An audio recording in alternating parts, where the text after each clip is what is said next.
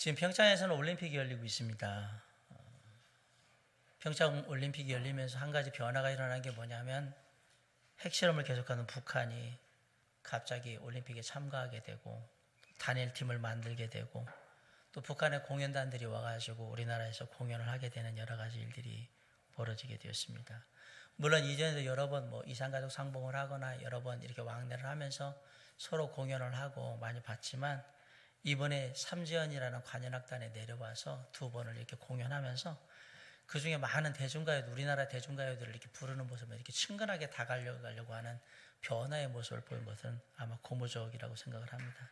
그런데 예외적으로 모든 공연, 남북한의 공연들을 보면 항상 부르는 노래가 하나가 있어요. 여러분 그게 뭔지 아십니까? 우리의 소원은 통일, 꿈에도 소원은 통일. 그 통일에 대한 노래를 꼭 부릅니다. 분단된 우리 민족의 가장 큰 소원, 가장 큰 사명이 뭐냐? 그게 통일이라고 생각하기 때문에 그렇습니다. 아마도 우리의 소원은 통일이라는 말은 우리의 지금 이 시대를 살고 있는 우리의 사명은 이 나라를 하나로 통일하여서 다음 세대에게 물려주는 것이다 라는 생각 때문에 그렇게 되지 않았을까라고 생각을 합니다. 하나님은 우리를 구원하신 후에 우리를 구원하신 것으로 끝난 것이 아니라 우리에게 어떤 해야 할 일들을 맡겨주셨습니다. 하나님은 우리 모두가 하나님을 예배하고 예수 그리스도의 은혜의 복음을 전하는 데 힘쓰고 몸된 교회를 세워가기 위해서 수고하며 신앙의 열매를 풍성히 맺음으로 말미암아 하나님의 나라가 확장되는 일을 하기를 원하신다라고 저는 생각합니다. 이 일을 위해서 하나님은 저 같은 사람을 목사의 일을 맡기시기도 하셨고요. 어떤 분에게는 집사의 직분을 주기도 하셨고 어떤 분에게는 부서장이나 목자, 어떤 분에게는 교사의 일을 하게 하셨습니다. 어떤 분에게는 이렇게 찬양대같이 성가대 일을 하게 하셨고요. 어떤 분에게는 음식을 만드는 일을 통해서 봉사의 사역을 하게 하셨으며 또 어떤 분들에게는 기도하는 사역을 통해서 함께하게 하셨고 어떤 분들은 주차를 하고 어떤 분들은 안내를 하고 어떤 분들은 여러 가지 청소를 하고 이렇게 많은 일들을 맡겨주셨습니다. 그 일이 어떤 일이거든 간에 그 일을 맡고 있는 우리의 임무는 하나님께서 내게 맡겨진 일에 최선을 다하는 것이라고 저는 생각합니다.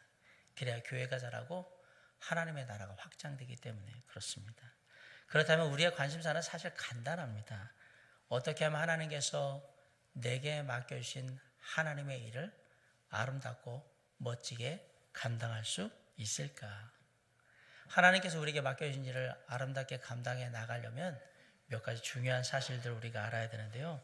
첫 번째 알아야 될 사실이 성령의 인도하심을 받아야 한다라는 사실입니다.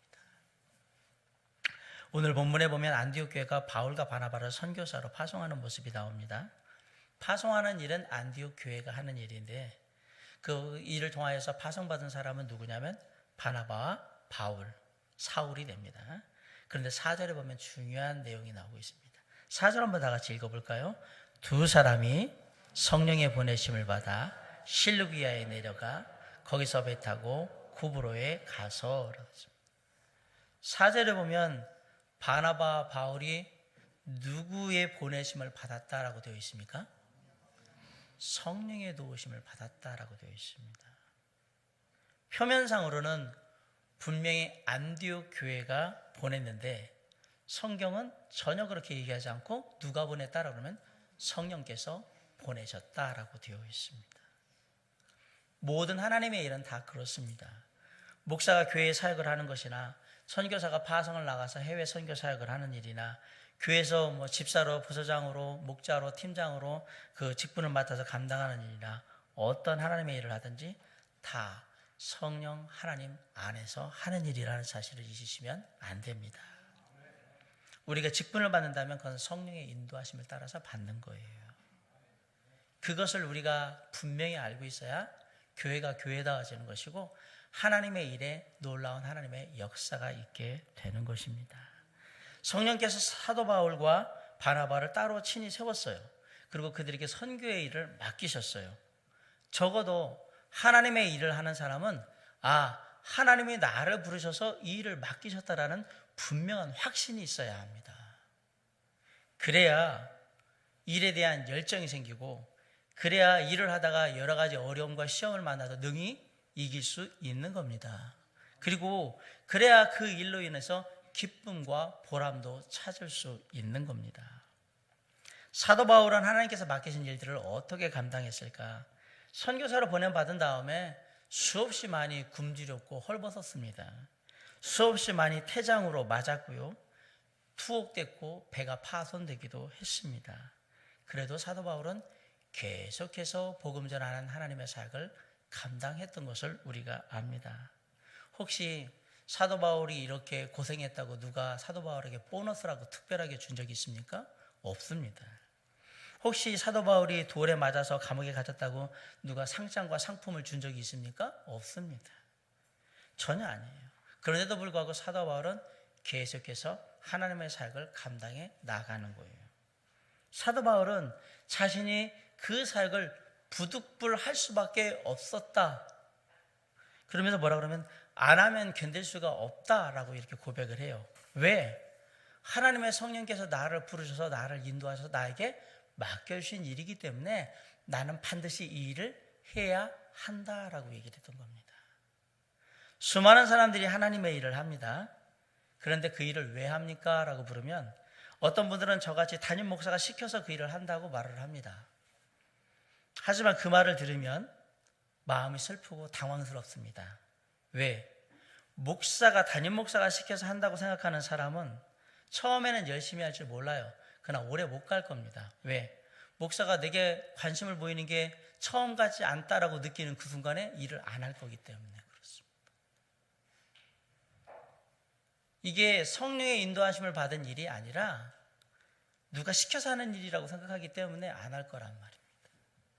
어떤 분은 스스로 자원하여서 그 일을 한다라고 말을 합니다. 나는 하고 싶어서 성가대를 해요. 나는 하고 싶어서 교사를 합니다라고 말합니다. 근데 중요한 건 하다가 하기 싫으면 그만둬 버린다는 얘기입니다. 그만두면 그것으로 끝입니다. 왜? 내가 원해서 한 일이니까 내가 원하지 않으면 안 한다 이 얘기거든요. 어떤 분은 목사님과 교회를 돕기 위해서 일을 한다라고 얘기를 합니다. 열심히 사역하는 목사님이 불쌍해서 우리 목사님 도와줘야 된다라고 하고, 또 어떤 분들은 우리 교회가 작은 교회 개척교회니까 우리 교회 누구라도 좀 도움을 줘서 일을 세워야 되지 않을까라고 생각해서 일을 한다라고 합니다. 그 마음만은 정말 갸륵합니다. 그러나 엄밀히 말하면 하나님의 일을 하는 게 아니라 사람의 일을 하는 겁니다. 겉으로는 하나님의 일을 하는 것 같지만 결국은 사람의 일을 하고 있다라는 사실이에요. 그 일을 담임 목사가 시켰든 내가 자원해서 했든 다른 사람이 추천을 했든 그것은 하나의 절차 과정에 불과한 거예요. 우리가 기억해야 될 것은 그 모든 것을 이루게 하시는 그 뒤에 역사하시는 성령 하나님의 인도하심을 우리가 받고 있느냐라는 사실이에요. 절차는 사람을 통해서 이루어갈지 모르지만 그 어떤 경우에도 하나님의 일은 사람이 대신 줄 수가 없는 겁니다. 누가 우리에게 하나님의 일을 주겠습니까?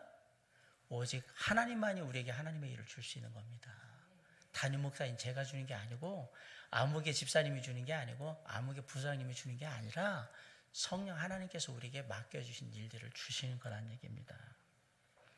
안디옥 교회가 바울과 바나바를 보낸 것은 성경이 뭐라면 성령께서 하시는 일이었다라고 얘기를 한 거예요. 혹시 하나님께로부터 어떤 일을 받으셨습니까? 교회에서 어떤 직분을 받고 계십니까? 내게 맡겨진 일이 정말 하나님의 일이라고 믿고 계십니까?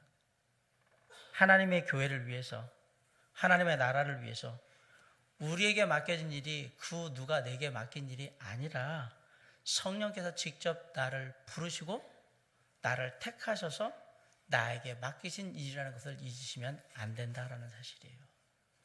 그게 우리가 하나님의 일을 감당하기 위해서 처음으로 먼저 알아야 될 사실이었거든요. 하나님께서 맡기신 일을 감당할 때 반드시 기억하세요. 하나님께서 나를 부르셨다는 것, 그리고 나를 특별히 그 일을 위해서 택하셨다는 것, 그리고 그 일을 이루도록 나와 함께 하신다는 사실을 우리가 잊지 않는다면 마침내 우리는 하나님의 일을 아름답게 잘 감당할 수 있다고 성경이 우리에게 얘기하고 있는 것입니다.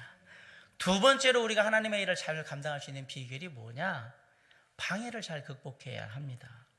우리가 어떤 일을 할 때에 그 일이 하나님의 일인지 아닌지를 알 수 있는 쉬운 방법이 하나가 있습니다.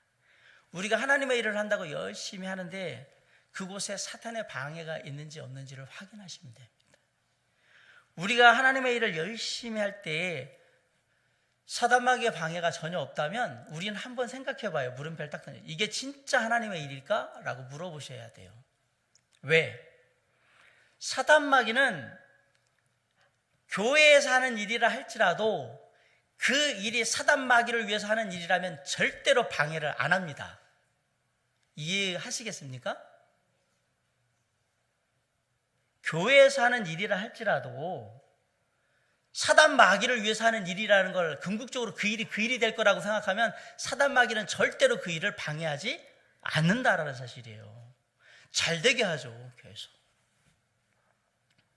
그런데 그게 하나님의 일이 된다고 하면 사단 마귀는 목숨을 걸고 방해를 하는 겁니다. 왜? 하나님의 일이기 때문에 그렇습니다. 우리가 하는 일에 하나님의 일을 한다고 하는데 거기에 방해꾼이 생긴다. 아, 내가 하나님의 일을 하고 있구나. 생각지 못한 막 자괴가 막 생긴다. 아, 이게 하나님의 일이구나. 끝까지 어떻게든지 이 일을 하나님과 함께해서 마무리 지어야 되겠다라고 생각해야 돼요. 왜냐하면 그 일이 하나님의 일일 가능성이 높습니다. 사도 바울과 바나바가 구브로로 가서 1차 전대여행을 시작하는데 구브로는 오늘날 말로 하면 키프로스, 사이프러스라는 섬이에요. 지중해에서 세 번째로 큰 섬이고요. 기후가 좋아서 많은 유럽인들이 휴양을 와서 지내는 섬이 바로 이 사이프러스, 키프로스입니다. 그런데 이 구브로 섬은 우상 숭배를 하는 섬이었습니다. 특별히 비너스 신을 섬기는 그런 섬이었는데 이 섬에는 큰 도시가 두 개가 있었어요. 첫 번째 도시가 살라미였고 두 번째 도시가 바보였어요. 사도 바울이 살라미에 가서 예수 그리스도의 복음을 전하고 나서 이제 반대편인 바보라는 도시에 가서 예수 그리스도의 복음을 전할 때 그 섬 전체를 다스리는 총독 서기오 바울이라는 사람이 어디에 있었냐면 바보에 있어서 그 서기오 바울에게 가가지고 복음을 전하는 일을 하게 됩니다. 그런데 이 서기오 바울이 지혜가 있다라고 얘기했어요. 쉽게 말하면 아주 현명한 사람이라서 하나님의 말씀에 관심이 많았던 거예요. 알고 싶었던 거예요. 그래서 사도 바울하고 바나바가 오니까 만났는데 거기에 누가 나오냐면 바예수라는 회방꾼이 나옵니다. 이 바예수는 무당이자 자칭 선지자예요. 흥미로운 것은 바예수라는 이름이에요. 바라는 뜻은 아들이라는 뜻이고요. 예수는 우리가 아는 예수 또는 구원자 이 뜻이에요. 그러면 잘 보세요. 바예수라는 말이 무슨 뜻이냐면 예수의 아들 혹은 구원자의 아들이란 말입니다. 놀랍게도 이름은 아주 신앙적인데 하는 짓은 아주 불신앙적입니다. 그렇죠? 바예수인데 하는 일은 예수를 대적하는 일을 한단 말이에요. 이 바예수는 총독 서기오 바울 옆에서 무당처럼 점을 쳐주고 예언을 하면서 가짜 선지자 노릇하면서 뭐 받으면 복비를 받은 사람이었던 거예요. 건수마다 무당이 굿하면 뭐 1,000만 원, 500만 원 받듯이 요거는 얼마, 요건 얼마 이렇게 돈 받는 일을 했던 거예요. 총독이 하면 돈이 많으니까 뭐 기륭화복을 위해서 이 정도 돈 쓰는 건 아무것도 아니라고 생각해서 막 돈을 주니까 그걸 빌미로 해가지고 점을 쳐주고 이렇게 하면서 계속 돈 받는 일을 하니까 쏠쏠한 재미가 있었어요. 그런데 이런 서기오 바울에게 사도 바울과 바나바가 와서 예수를 전해가지고 예수를 믿게 되면 누가 가장 타격을 입게 되죠? 바예수가 가장 큰 타격을 입게 돼요. 왜? 자기 일거리가 큰 고객이 사라지게 되는 거예요. 점도 그동안 많이 맞았고 국거리도 했고 예언도 해주면서 복채 많이 받았는데 이 일이 뚝 끊어지는 거예요. 자기의 이익이 다 끊기게 되는 거예요. 그러니까 바에서는 목숨 걸고 사도 바울이 전도하는 걸 막는 거예요. 그러자 사도 바울이 10절에서 이렇게 꾸짖습니다. 이르되 모든 거짓과 악행에 가득한 자요 마귀의 자식이요 모든 의의 원수요 주의 바른 길을 굽게 하기를 그치지 아니하겠느냐 라고 꾸짖는 겁니다. 하나님의 일을 하는 곳에는 늘 사탄 마귀의 방해가 있습니다. 교회가 부흥하고 잃어버린 영혼들이 하나님 앞에 돌아올 때는 사탄이 결코 그냥 두고 보고 있지 않는다라는 사실을 잊으시면 안 됩니다. 교회가 부흥할 때를 잘 살펴보십시오. 평소에는 아무것도 아닌 것들이 큰 문제가 됩니다. 그리고 괜스레 성도들의 마음에 섭섭함과 불편함이 생기기 시작합니다. 목사의 마음에도 이제 서운함이 생기기 시작하고, 그러면서 작은 문제가 막 커지기 시작하면서 결국은 돌이킬 수 없는 문제가 되어버립니다. 누가 저의 마음을 서운하게 했을 거라고 생각하십니까? 하나님은 우리의 마음을 절대로 서운하게 하시는 분이 아닙니다. 아멘? 아멘? 누가 저와 여러분의 마음을 불편하게 하고 힘을 빠지게 만들었습니까? 하나님은 우리의 마음을 불편하게 하거나 힘을 빠지게 하시는 분이 절대 아닙니다. 아멘? 그럼 누가 했습니까? 그 뒤에서 사단마귀가 다 그렇게 한 겁니다. 그걸 보셔야 합니다. 우리는 하나님의 일을 하는 데 있어서 사단의 방해가 있음을 항상 알아야 합니다. 특별히 잘 될 때, 부흥할 때 조심해야 돼요. 그래서 하나님께서 하나님의 일을 감당할 때는 항상 뭐 하라? 기도하라고 했던 거예요. 네가 하나님의 일을 할 때 반드시 사단마귀가 목숨을 걸고 하나님의 일을 방해할 테니까, 나의 일을 방해할 테니까 주님이 항상 뭐라고 그래요? 깨어 기도하라고. 깨어서 기도하라고. 괜히 마음에 이런저런 의심이 생기고 시험에 듭니다. 옆에 있는 형제자매가 괜히 나한테 뭐라고 하는 것 같고 기분 나쁘게 하는 것 같이 자꾸 느껴집니다. 그리고 이상하게 생각지도 못한 일들이 여러 가지 일들입니다. 왜 이런 일들이 일어날까? 잘 생각해요. 내가 하나님의 일을 하고 있기 때문에 그렇습니다. 내가 그 안에 들어가 있기 때문에 그래요. 그럴 때 우리는 뭘 해야 한다? 기도해야 합니다.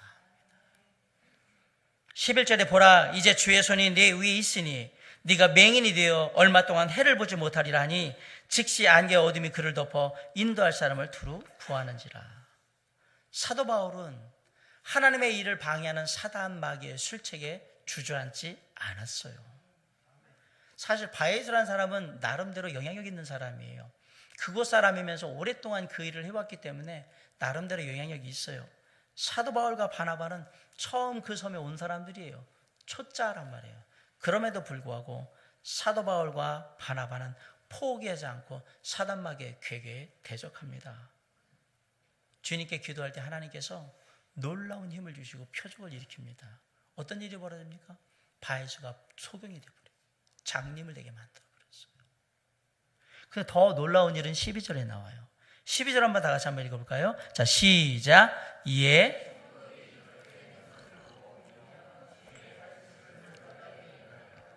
총독 서교 바울이 바예수가 그렇게 뛰어난 능력자라고 생각했던 바예수가 장님이 되는 걸 보고 놀랐어요. 와, 하나님이 대단하신 분이구나. 예수 그리스도가 대단한 분이구나. 그래서 예수님을 믿게 된 거예요. 사랑하는 성도 여러분, 하나님의 일을 할 때는 언제든지 사단마귀의 방해가 있음을 잊지 마시기 바랍니다. 중요한 건 사단마귀의 방해가 있다는 게 중요한 게 아니라 그 방해가 있음에도 불구하고 우리가 주저앉지 않고 사단마귀의 괴계를 맞서 싸우면 하나님의 능력이 임하게 되며 하나님의 영광이 나타나게 되며 우리를 통해서 하나님의 맡겨진 사역들이 이루어진다는 사실을 믿으셔야 합니다. 혹시 시험 가운데 있으십니까? 뭔가에 의해서 일이 자꾸 방해되면서 하나님께서 잘하려고 하는데 뭔가 자꾸 방해가 됩니까? 능력의 이름, 우리 주 예수 그리스도의 이름으로 사단마귀의 괴계를 물리치고 승리하시기 바랍니다. 그러므로 말미암아 하나님의 일을 아름답게 감당해 나가는 저와 여러분이 될 수 있도록 주님께서 함께 하시기를 주님의 이름으로 간절히 축원합니다. 마지막으로 우리가 하나님의 일을 아름답게 감당할 수 있는 마지막 비결이 뭡니까? 끝까지 충성하셔야 합니다. 13절 한번 다 같이 한번 읽어보겠습니다. 자, 시작. 바울과 및 동행하는 사람들이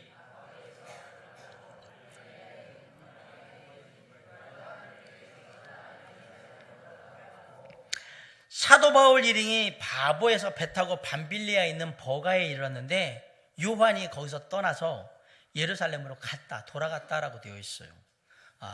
요한이 그냥 예루살렘으로 돌아갔나 보냐. 그냥 그렇게 단순하게 읽으시면 안 됩니다. 아주 중요한 말씀입니다. 왜? 이들이 구브로 섬을 떠나서 다시 육지로 돌아와서 피시디아 안디옥으로 전도를 하러 가는데 버가에 도착했을 때 요한이라는 사람이 선교 사역에서 중도 탈락했다 이 얘기입니다. 그런데 이 요한이 누구냐? 마가복음을 기록한 마가 요한입니다. 놀랍지 않습니까? 성경을 기록한 마가 요한이 바로 이 요한이었던 겁니다. 이 요한이 그렇게 했던 거예요. 이 당시 사람들은, 유대인들은 두 가지 이름을 가지고 있었어요. 요한은 히브리식 이름이고요, 마가는 헬라식 이름입니다. 마가 요한의 집안은 굉장히 중요한 집안입니다. 부요해서 어머니가 돈 좀 꽤 만지시는 분이었어요. 예수님의 특별한 제자로 그렇게 있었던 것 같습니다. 예루살렘의 초대교회가 시작됐을 때 제일 먼저 제자들이 모여있던 곳이 어디죠? 여러분, 마가의 다락방입니다. 예수님의 120명의 제자들이 모여서 성령의 역사하심을, 임하심을 기다리며 있었던 데가 마가의 다락방이잖아요. 엄밀히 말하면 마가의 어머니가 제공한 다락방에 있었던 겁니다. 거기가 사도행전이 시작된 곳이에요. 마가는 이때는 좀 어린 사람이었어요. 나이가 좀 어렸어. 감사하게도 마가는 어릴 때부터 어머니의 신앙을 보면서 자랍니다. 그리고 이제 교회의 분위기나 이런 것들도 막 익히는 거예요. 마가의 신앙은 초대교회의 분위기와 많이 닮아 있어요. 체험적이고 독립적이고 스스로 하나님 앞에 결단해서 나온 믿음이 아니라 분위기가 막 그렇게 가는 거예요. 어머니가 막 그렇게 하고 있으니까 나도 그렇게 해야 되겠다, 예수 믿어야 되겠다, 이렇게 따라가는 믿음이었던 거예요. 그랬던 마가가 이제 청년으로 장성을 합니다. 마가는 바나바의 조카입니다. 바울과 외삼촌 바나바가 선교여행을 간다고 하니까 따라나서 1차 전도여행에, 선교여행에 동행자가 되었던 겁니다. 처음에는 해외여행 가고 선교여행 간다고 그러니까 너무너무 재밌겠다라고 생각해서 따라갔죠.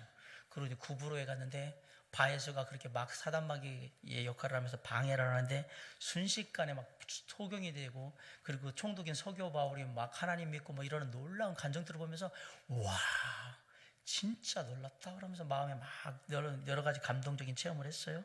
그랬던 마가가 구부로 전도 여행을 마치고 다시 육지 밤빌리에 돌아와서 비시디의 안디옥으로 전도하러 가는 순간에 집으로 돌아가겠다 말하고 예루살렘으로 돌아가 버린 거예요. 마가가 왜 갑자기 선교여행을 그만두고 집으로 돌아갔는지, 예루살렘으로 돌아갔는지 이유를 모릅니다. 어떤 사람은 열병에 걸려서 돌아갔다고 얘기를 하고, 어떤 사람은 마가가 오랜 여행에 지쳐가지고 돌아갔다고도 얘기하고 막 그렇습니다. 정확한 이유를 알 수는 없습니다. 그런데 우리가 마가가 돌아간 이유에 대해서 알 수 있는 힌트가 하나 있습니다. 사도 바울과 바나바가 1차 전도여행을 다 마치고 예루살렘 교회에 가서 선교 보고를 많은 성도들 앞에서 합니다. 그 선교 보고를 다 듣고 나서 이 마가 요한이 다시 얘기합니다. 1차 선교여행에서는 제가 중간에 그만두고 돌아왔지만 2차에는 같이 따라가서 같이 함께 열심히 했으면 좋겠습니다. 저도 가고 싶습니다 라고 말을 합니다. 그런데 사도 바울이 누구냐? 사도 바울이 안 된다고 이런저에 딱 거절해버립니다. 마가는 안 돼. 바나바 입장에서는 마가가 자기의 조카이기도 하고요, 바나바는 원래 성격이 유하며 온유하고 이게 좋은 사람이에요. 그러다 보니까 한 번의 실수는 병가의 상사니까 다시 한번 좀 기회를 주자라고 해서 데려가자고 얘기를 해요. 그런데 사도 바울은 여전히 생각이 단호해요. 마가는 안 데려간다라고 딱 되어 있습니다. 자, 마가가 열병에 걸리고 몸이 안 좋아서 만약에 사역을 못 갔다 그러면 사도 바울이 이렇게 매정하게 안 된다고 얘기할까요? 절대로 얘기 안 합니다. 사도 바울 그렇게 나쁜 사람 아닙니다. 사도 바울이 이렇게 단호하게 얘기할 때는 그런 거에 문제가 있었던 게 아니라 태도에 문제가 있었던 겁니다. 마가의 태도에 문제가 있었다는 얘기예요. 뭐에게만 끝까지 하나님의 일을 감당하고자 하는 그러한 태도에 문제가 있었던 거예요. 쉽게 말하면 충성심에 문제가 있었던 거예요. 마가의 생각이, 선교는 아까 말했지만 굉장히 재미있고 여유로운 거라고 생각하는 거예요. 그냥 여행 다니는 거니까. 거기다가 마가는 어릴 때부터 부유하게 자란 집안의 사람이에요. 그러다 보니까 마음속 깊이 어떤 개인적인 결단을 통해서 신앙으로 나온 게 아니라 분위기에 따라서 신앙을 하고 있는 거예요. 어머니 따라서 신앙생활을 했고, 외삼촌이 선교여행 간다고 하니까, 교회 성도들이 성대한 파송시켜서 보내준다고 하니까 나도 가겠습니다라고 손들고 따라갔단 말이에요. 근데 선교는 그렇게 만만한 게 아닙니다. 하나님의 일 가운데 가장 어려운 일일지도 모릅니다. 마가는 선교의 사역에서 중도에 탈락했다고 성경이 기록하고 있습니다. 마가는 하나님의 일을 위한 끈기와 헌신, 다시 말하면 충성심이 부족했던 겁니다. 끝까지 가지를 못했다는 얘기예요. 그 결과 마가는 실패했고요, 낙오자가 되었습니다. 크고 작은 하나님의 일들이 있지만 하나님의 일 중에 쉬운 일은 하나도 없습니다. 쉬운 일 있으면 저한테 얘기를 좀 해주십시오. 저도 그것만 하게. 하나님의 일은 쉬운 일이 하나도 없습니다. 하다못해 교회 청소를 하는 것도 뒷소리를 무지하게 많이 듣습니다. 그죠? 청소하는 게 뭐 어렵다고? 아니요, 청소하는 게 중요한 게 아니에요. 그건 어렵지 않아요.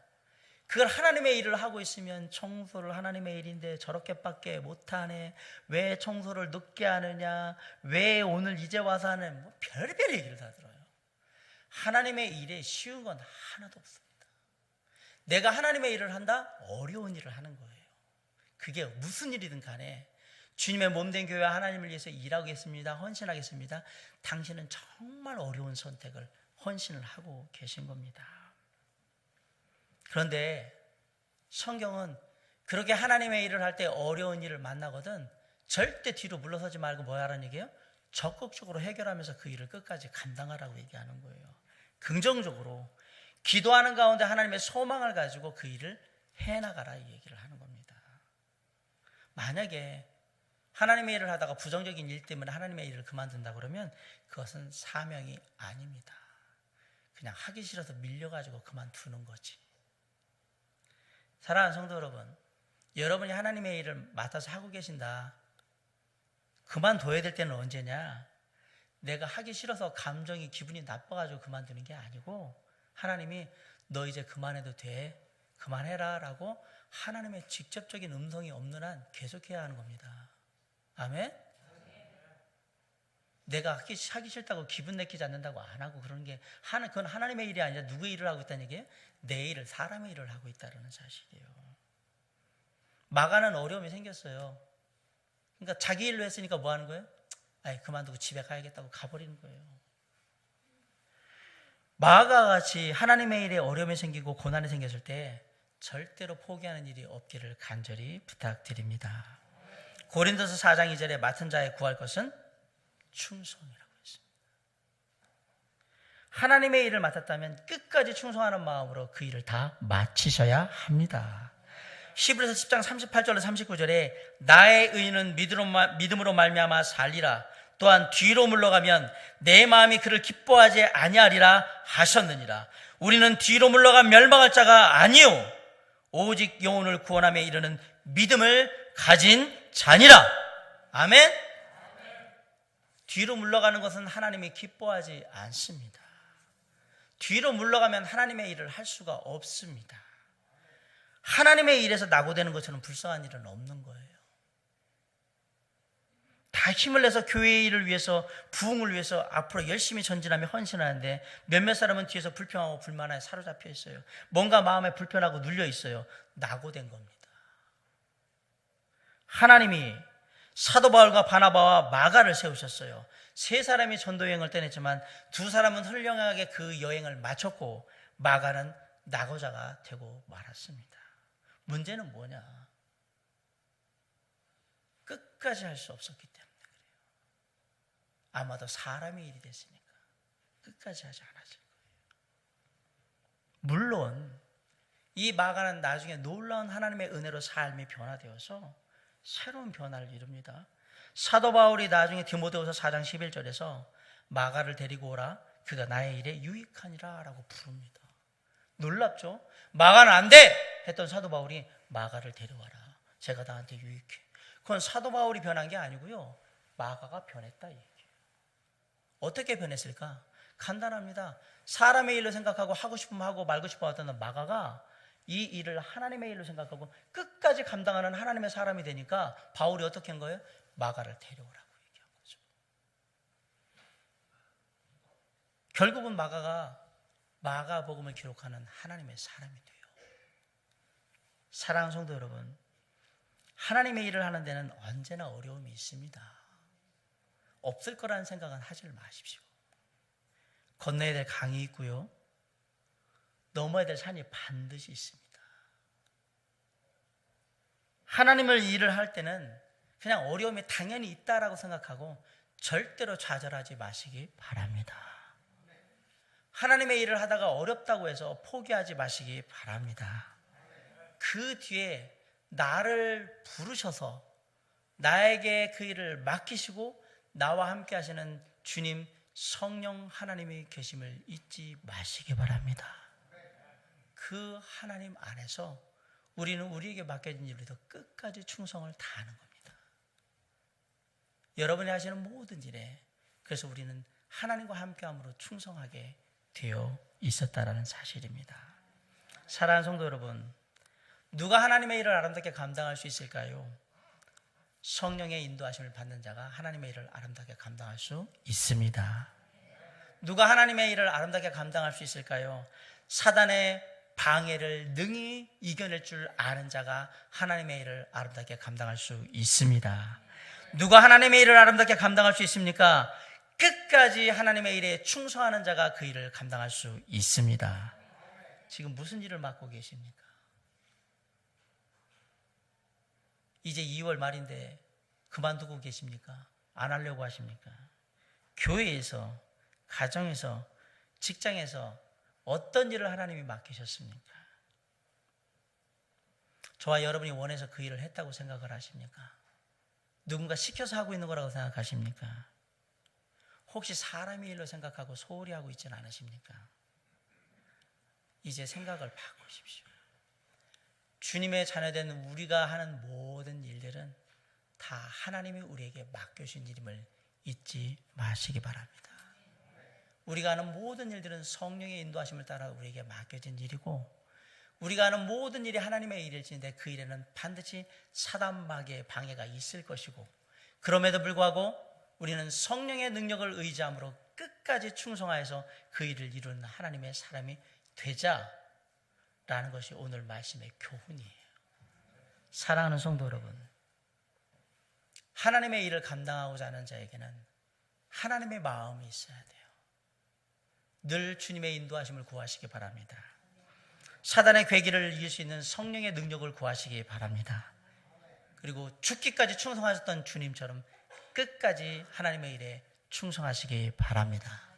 여러분의 통을 통해서 하나님의 나라가 확장될 것이고 여러분을 통해서 주님의 몸된 교회가 더욱더 강건하게 세워질 것이고 여러분께서 이제 그 일이 크고 작은 일을 떠나서 가정에서든지 일터에서든지 몸된 교회에서든지 그 일에 끝까지 충성하며 하나님의 일을 감당함으로 하나님의 영광을 드러내는 저와 여러분의 삶으로 다시 한번 헌신할 수 있기를 주님의 이름으로 간절히 축원합니다. 기도하시겠습니다.